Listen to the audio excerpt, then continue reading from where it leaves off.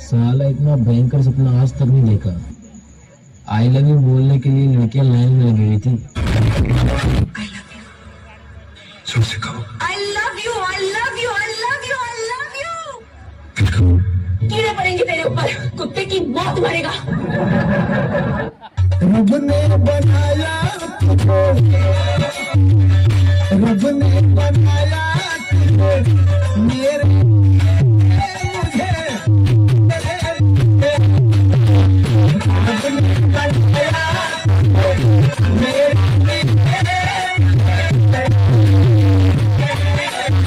साफ सुथरा एक बात बताओ, यूपी के लड़का पसंद बा बिहार के? यूपी के। का है? यूपी में बंटी बबली मिलेला। एक बात कही का कहतन कह। लड़की से के बहुत घमंड रहेला वो अपने आप पर।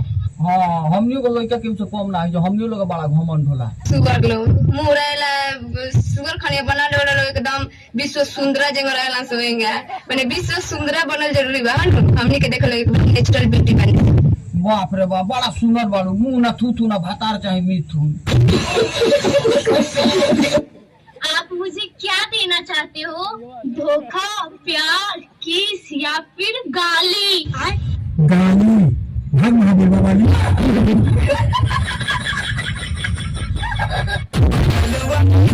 बगल वाली जान माजली।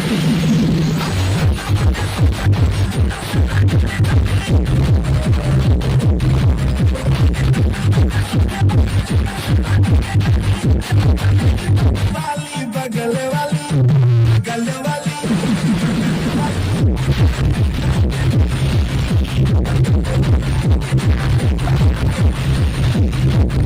हेलो बेबी, कैसी हो? एकदम मस्त। वो कौन है बेबी? इमारत क्या था?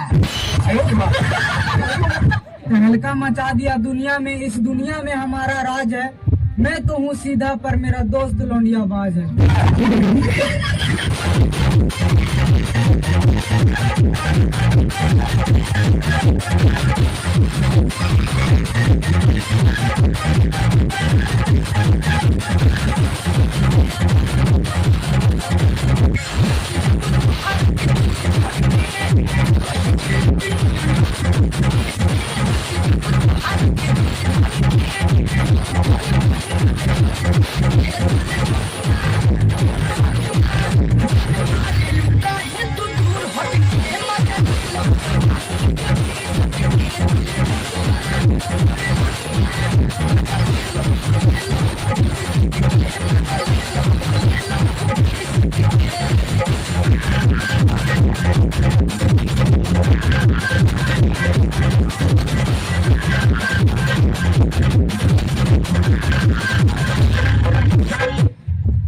मेरे हाथ में ये रेजर है, कोई असला तो नहीं?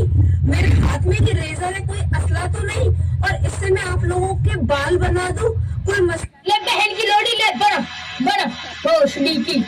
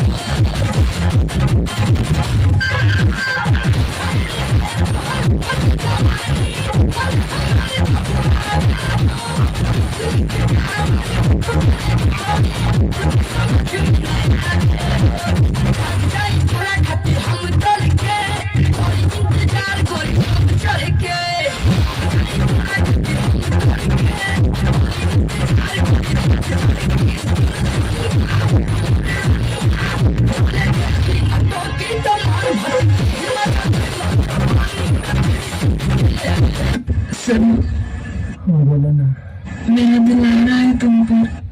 कहाँ दवा अंदर आवता या फिर ब्रेक नहीं हुआ तुम? ना ब्रेक लगा भी तो टायर फाट जाए। ये